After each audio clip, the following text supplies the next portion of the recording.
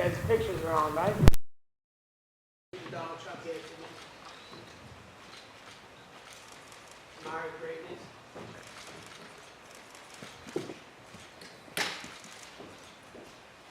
Make America great again.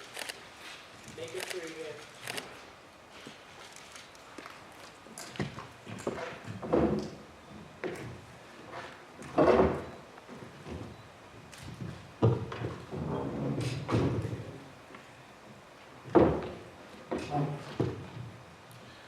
Colby, welcome to Vegas. It's a title shot you've been waiting for a long time. Weekend ahead of this fight. I feel amazing, man. It's great to be back on U.S. soil and get to defend my country and defend the honor of all our, citizens here in America. So, it feels great. It could have been in UK, but he said all-time fuck you to all the UK fans and said, no, I don't want to defend this title in the UK. I'd rather come to U.S. soil. So history repeats itself. It's just going to be another 1776, and that means British don't come to America. You come to America, you're going home empty-handed, Junior. I mean, the fact you said he didn't want to fight in the UK, do you feel like you're not only fighting for the US, but for the UK as well, your UK fans? Yeah. I feel like I need to go defend this title in the UK because they get robbed of a pay-per-view main event title fight. So I feel bad for the fans of the UK. They deserve better than what Leon's done to them. But that's why they were all screaming for Colby when Leon was fighting over there. They didn't even care about him because he has no redeeming qualities. I mean, the guy's a complete joke. He's low IQ. I'd love for the media to go ask him, what is his level of education? Did he even get through grade school? I haven't asked him that yet. Skill set wise, when you look at your skills against his, do you believe this is the traditional grappler versus striker matchup, or do you think you can match up with him on the feet as well? No, I can beat him everywhere for sure. I love that everybody says that this is a striker versus grappler match. You can watch all the tape you watch on me, but I'm not the same fighter I was last time I stepped in the octagon. So Saturday night, you're going to see a completely different version of myself, and I'm going to outclass Leon. I'm going to bring out the dog in me. I'm going to bring out the quitter in Leon. You've been, through no fault of your own, kept out of the cage, right? They've been trying to match you up with some guys. That hasn't happened, and I know that that's frustrated you. Should you win the title this weekend, do you plan on being a fighting champion, an active champion? Yeah, I plan on being everything Leon isn't. And, I'm going to be someone that's a champion for the fans, that respects the fans, that make this sport go round. So, he doesn't care about the fans. He doesn't care about this company. I care about this company. This company changed my life. I love the UFC. God bless Ari. God bless Dana White, Hunter Campbell. Those guys have completely made a broke blue-collar kid from Oregon, a multi-million-dollar freaking figure. So, I'm so thankful for this company. I want to be an active champion. Leon, he's turned down so many fights people don't even talk about. I'm the one that had to save the day and be the apex predator and beat Woodley because he turned down when he had the sniffles. He had the sniffles and he turned down Woodley. And then he had a title fight with Usman in Abu Dhabi. He said, no, the sniffles again. Oh, no, I want a title fight. They offer him a title fight. Oh, not that title fight. So what does that guy deserve? He doesn't want to fight. He just wants to sit on that placeholder belt that he has right now. So it's okay. That's why Daddy Covington's here to save the day for the UFC and all the fans out there. Weighing in as backup is Bilal Muhammad. That would seem to suggest the UFC want him to be the number one contender. Is that someone you're interested in fighting? No, who wants to fight a racist? I mean, could you imagine if I said someone earned something off the color of their skin? That's absolutely despicable. It's disgusting. That guy hasn't deserved anything. I mean, it's not my fault that he's not a star. You have to make yourself a star. I'm the one that went out there and did the things that needed to be done to become a superstar like I have. What has he done? He hasn't done anything. He's out there race baiting saying, oh, you only earned this because the color of his skin is white privilege. Are you fucking kidding me? Dude, he's not getting no title shot. There will be no title shot for him. Last one from me. I don't know if I've heard as much anticipation for a press conference as I have this week. You've got names like Ian Gary, Paddy Pimblett, Tony Ferguson up there. Are you going to have lines for all of them, or are you just going to sit there and let them come to you? I'm chaos. I'm unpredictable. No one knows what I'm going to do next, but I can tell you one thing that, you play with the bull, you're going to get the horns. Colby, right here. You've obviously fought some pretty high-level former champions like Tyron, Kamaru, RDA, Robbie Lawler. So I'm curious, where does Leon rank compared to all these former champions that you faced? You know, he's at the bottom of the end of where the guys that I've fought. You know, I've fought in first ballot Hall of Famers, and this guy's had a pretty easy path. You know, everybody likes to talk about my path to get here. Let's talk about his path. Who'd he beat? RDA a couple years after I washed him up. Who'd he beat? 40-year-old Cerrone, 40-year-old Nate Diaz, Ricky Waters. Where does his impressive resume come from? Where's his young contenders on his resume? He doesn't have it. It never happened. So, you know, he's nothing impressive. Saturday night, I'm going to expose him for what he is, and that's nothing more than a coward and a low IQ idiot. So if he wasn't the champion right now, would a fight with Leon even interest you at this point? Like if they offered you like a number one contender fight against Leon? You know, the fights that offer me is the biggest and best fights the UFC come. This is a publicly traded multi-billion-dollar company. Could you imagine if I just fought some prelim fighter? We'd be defrauding investors. The UFC would get sued. I love this company. This company changed my life. I want to do good and the best business for this company, and this is a business. It's about making money. So, you know, I want to do whatever the direction the UFC wants to go. I want the biggest and best fights. That's who I want. So if he's at the top of the totem pole at that time, then sure, yeah, I'd love to do it. You know, I've wanted to fight him for years, but here we are, undisputed, baby. And Colby Chaos Covington, there's nothing more than Colby Chaos Covington wants than to be undisputed champion, and that's exactly what Colby Chaos Covington is going to do on Saturday night. And he's been pretty vocal saying that he doesn't see you fighting guys like Shavkat or Bilal's or any of these young guys coming up. And I've also seen interviews where you say you would want to be an active champion if you win the belt. So I'm curious, if you do win the belt, what would you want your title reign to look like? Would you just keep fighting these number one contenders, or would you look for these big super fights in other divisions? Of course, you know, I'm in my prime physically and mentally. You know, now I'm in a place where I've never been before, you know, and I feel really secure in myself. I feel like I've really well-rounded out my skills, you know, in this time off and gotten better. You know, why these guys are turning me down, there's a reason I'm in this position because, you know, I say yes, yes, yes to every single fight. I've never said no. There's no other guy in the history of the sport that said more yeses to a fight than Colby Chaos Covington. So, you know, Colby's a yes man. He loves his company. He'll say yes to any fight. I just want to make the biggest and best fights for the fans and for the company, and that's exactly what I'll do when I'm champion. Leon also said that when we asked him, the UFC probably wants you to win this fight. So I'm curious, do you feel that way, that the UFC wants you as champion? You know, the UFC doesn't really have favorites. They don't care who the champions are going to be. They put the two best guys that are deserving of the shots, and they let them fight it out for us. So that's what's going to happen on Saturday night. Leon can keep making these excuses, keep saying this stupid stuff that no one believes. I mean, Saturday night it will determine who's the best fighter in the world, and there's no one more deserving of this title than me. Last one for me. There are rumors that maybe Donald Trump might put the belt around you if you do win. Is there any truth to that? There is truth to that. Donald Trump will be in attendance Saturday night, and he's going to wrap that belt around me. I love Dana White, but I've just asked Dana if, you know, he could let Donald put it around me. So, you know, it's going to be a spectacle. It doesn't matter who they put in there Saturday night. They could put the Hulk in there Saturday night. No one's beating me in front of Donald Trump. We're going to make America great again. We're going to make the UFC welterweight division great again because Leon's made an absolute joke of it. And Colby, to your right over here. For so long, really the only thing between you and the title was Kamaru. And since you guys parted, he's been on a skid. He's lost 3 in a row. Just kind of curious what you make of that. And do you feel like if you go out there, you win on Saturday, there's still maybe some unfinished business that he'll come back down to 170 and you guys will fight again?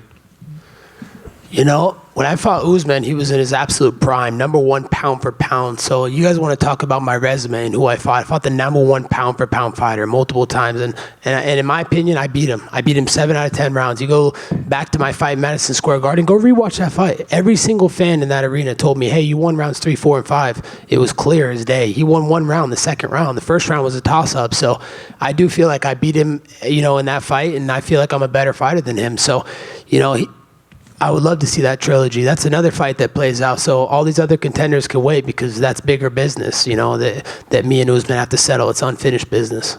Thanks. Hey, Colby. With you not willing to give Bilal a title shot, there is some welterweights on the card with you. Would you give a title shot to the winner of Shavkat versus Wonderboy, maybe Ian Gary? Any of those guys interest you? Who said I'm not willing? I'm willing to do whatever the UFC wants to do, and I don't make the calls around here. Last time I checked, Leon tried to call the shots and say, oh, Colby's not fighting for the title. No chance. No way Colby's fighting for the title. Where are we here today? We found out who called the shots. When none of us fighters call the shots, it's up to the company. It's up to Hunter Campbell, Dana White, Ari Emanuel. These are the guys that call the shots. So whatever they decide is the biggest and best business for this multi-billion-dollar publicly traded company, then that's what we'll do next. Was there a reason why Dana did not let you walk out with Trump this Saturday? Yeah, there was a reason. He called me about that, and I asked Donald Trump if he could walk me out. I saw him at Mar-a-Lago before I left, and I got this suit signed by him, and he said he would walk me out. And then we called the UFC and Dana, and he said logistically, Colby, it would just be too tough. He has almost 100 Secret Service that come with them, and it would be too much mayhem to get you to the cage and get him there at the same time. So unfortunately, Donald Trump won't be able to walk out with me, but he'll be cage side, and I'll give him a hug before I enter that octagon, and I'll see him cage side, and he'll be putting that belt around my waist Saturday night. Speaking of Kamaru Usman, what did you think of his fight against Khamzat Chimaev? I thought he beat him. I thought he beat Khamzat. He was striking him. I thought he dropped him. Khamzat was scared to strike with him. He didn't even hit him once. Look at the significant strikes that were landed. So, if that was a 5-round fight, Usman would have destroyed him. He would have finished him in those championship rounds. So, I thought he looked good. He took it on 4 or 5 days' notice. At 185. So up a weight class. He never fought in that weight class. So, I thought he beat him, and I think a lot of the fans thought that as well. And finally, for me. A little earlier this week, you called Sean Strickland an excuse of a human being. What's up with that? Dude, can you not all relate? I mean, the guy said that women only belong in the kitchen. If you told that to my friend Candace Owens, she would literally run circles around him and make him look like the amateur jabroni that he is. I mean, the guy's the easiest fight in the division. I mean, there's a reason that he ran away from my division, because he couldn't cut it. So, I'm just speaking facts and what everybody believes and thinks as well. Colby, down here to your left. You said that Leon is a quitter. Is that just the summation that you made from what you saw in his fight with Kamaru Usman, or was that something that you saw in him beforehand? Yeah, it was the first fight with Usman where I saw that he has that quitter in him. So, I'm going to bring him to that dark place, and, I'm going to bring out the dog in me and the quitter in him. So, I know he has it deep down inside. Even in the second fight, he had it too, and his coach had to wake him up. Leon, oh, come on, you're quitting. Don't give up. So, he's a mumbling idiot, and Saturday night, I'm going to bring that quitter back out of him. And obviously, this is your third opportunity of getting the undisputed title. Would it be a lot sweeter for you getting it this time around than first time, considering you've picked yourself up the metaphorical canvas twice to do it? Absolutely. It's the same path and journey that Donald Trump's had to go on. We've been cheated out of, titles, out of, his presidency, out of my last undisputed title in Madison Square Garden. But there's one thing about me and Donald Trump, and that's when we face adversity, we can be delayed, but we will not be denied. And final one for me, if there's one thing that impresses you about Leon, what is it? The guy has no redeeming qualities. He's not likable. I mean, literally, the guy's made a joke of our division. He wants to sit and not fight anybody. He just wants to sit on the reign forever as the placeholder. So there's literally nothing I can say good about Leon. This fight's personal. He has what I want, and that's the undisputed title. And there's nothing more that Colby Covington wants than that undisputed title. So Colby Covington gets what he wants. Colby, right here. Over here. Just wanted to get your thoughts, right here, brother. Just wanted to get your thoughts on the Nelk boys and your relationship. I know you just signed with Team Happy Dad. We've seen you working out with Kyle in Miami. What's your relationship with those guys like right now? Yeah, I got a great relationship with the Happy Dad team and the Nelk boys. Big shout out to Kyle Forgard. He did a lot of training with me this camp, and that guy has the dog in him. So it was great to train with a guy that has the dog in him. He was able to push me to a level that I didn't think I could be pushed to. So we got some great strength and conditioning training in together, and I feel like that's going to make a difference on Saturday night. Colby right behind him. The UFC recently went to Miami again for the first time in a long time, and looks like they're heading back soon. Now that Miami's back on the travel schedule, is that one of your bucket list items before you call it a career? Absolutely. Everybody knows I'm the king of Miami. I run those streets. I train in the heart of Miami, in Hialeah, Miami. So, no one's more Miami than me. I've been there for 15 years now. So, I love representing the 305. I put them on my back every time I go into fight. Everybody knows I love my South Beach Mamacitas. They're the ones that give me the best cardio for my fights, the bedroom cardio. That's why I'm the cardio king. So, yeah, I would love to fight and headline in Miami. I mean, who knows? Maybe I'll come and show up and fight in March. I think that's a good turnaround time. So, hopefully they'll let me headline that March Miami show, or if not, maybe we can come back in the summer or before year's end. I asked Dana earlier in one of the contender conferences about potentially having UFC 305 out in Miami. Is that something you'd like to do? Oh man, that would be so incredible. I love the sound of that. I think that's a great storyline, and no better way than Miami's son, Colby Covington. So I'd love to do that. That'd be a dream come true, and it'd bring the best out of me, fighting him in my backyard and getting to sleep in my own bed. It'd be so amazing. I wouldn't turn down a home date like Leon would. And last one for me, obviously, you and Kamaru Usman have had one of the most historic and heated rivalries in the UFC, but he's showing you a lot of respect going into this fight week. I mean, what do you make of all that respect he's been giving you?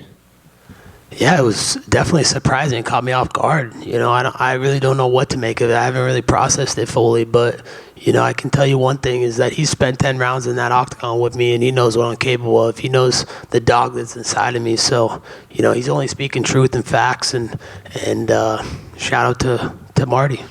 Thank you. Colby, hey, I'm here. Shavkat Rakhmonov said that he will bring the belt to Kazakhstan next year. Will you be ready to face him if you become a new champion? Whoever the UFC deems necessary, that's who I want to fight. If it's Shit Rat, if it's Islam, if it's fucking Sean Strickland. The one thing's for sure, I'm going to make welterweight division great again. I'm here to stay, and if these guys want to fight me, they're going to have to come to my division. So, like I said before, it's a publicly traded company, multi-billion-dollar company. I love this company so much, changed my life. So I want to do the biggest and best business for the company. So whatever Hunter, Dana, and Ari decide, I'm up for it, dude. I never said no to a fight. I've said yes to every single fight in my career. Never pulled out of one fight either. Will you be ready to fight more often if you become a champion? Of course. I've wanted to be more often and more active. This is because other people have been turning down fights with me. Khamzat Chimaev ran away from me. He was scared of my shadow. So, of course, he had to go up to an easy weight division. Everybody knows 170 is the premier division. It's the toughest division in the UFC. So, this is what most people on this earth walk around at, about 170 pounds. So, of course, Khamzat was scared to fight, and then there were some other people that were scared to fight, and, now we're here. All I can do is fight who they put in front of me. I can't go out there and fight some prelim guy because then they defraud the investors and they're going to get us sued. So, anytime, anywhere, anyone. That's Colby Chaos Covington's moniker. Right here, Colby. Leon said ahead of this fight that he just doesn't want to fight you or wait, he wants to retire you. What's your response to that? Wow, it's the first time he opened his mouth this whole time. He was scared to fight me. I mean, he got forced to fight me, so he didn't want to fight me. He knows deep down inside what's going to happen on Saturday night and what Colby's coming after him. So what I have to say to that is he's definitely not going to retire me. I just signed a new contract with the UFC. I'm going to be a lifetime fighter, and I'm not going anywhere anytime soon. I'm physically and mentally in my prime, and the best is yet to come from Colby Chaos Covington. You said you want to make the welterweight division great again. Is there any thoughts about going up and making the middleweight division great once again?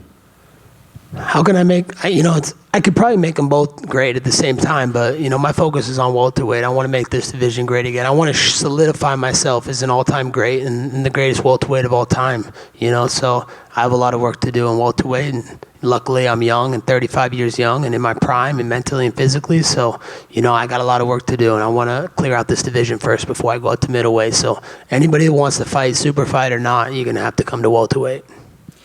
Last one from me. You paraded the suit that you're wearing there before you came on with us. What's the backstory to it? Yeah, so the backstory is, it's a Make America Great Again suit. I got Donald Trump to sign it, so this suit is worth a pretty penny now. And then I got Trump's mugshot, his unlawful, indictment. What a joke, I can't believe they're using the justice system against us. Do you guys realize how corrupt this system is right now? Like they're weaponizing the judicial system, the DOJ.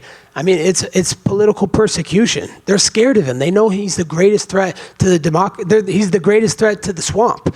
And, he stands for democracy, and they don't like that. There's a bunch of communist people running this country right now, and we need to get them out. Our borders are wide open. Inflation is higher than it's ever been. I mean, our streets are burning, and we're sending money to Ukraine? For what? What about America? What happened to America first? That's what Donald Trump stands for, is America first. So right now it's America last. We need to make America great again. 2024 is our last stand. If Donald Trump doesn't get back in office, this country is done. Colby over here. Colby, I am curious, what did Donald Trump say when he saw his mugshot on your jacket? He loved it. He was like, man, that's creative. I love it. That's amazing.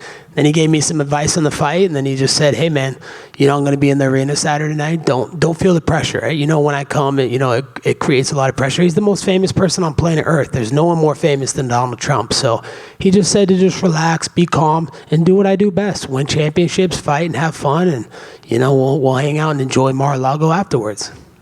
Going back to one of the previous questions, being a double champion is one of those things that seems to be very popular these days. Can I ask, what is it about welterweight? Do you just feel you perform best there? Because I'd imagine you go on a long win streak, that temptation has to be big.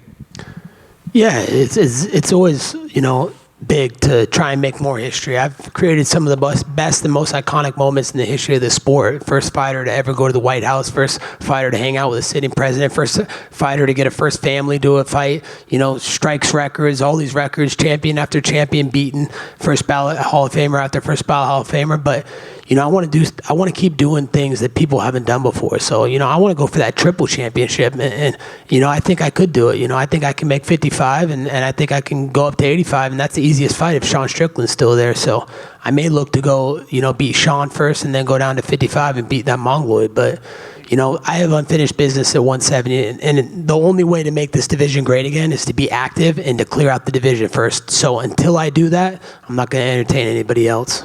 Thank you.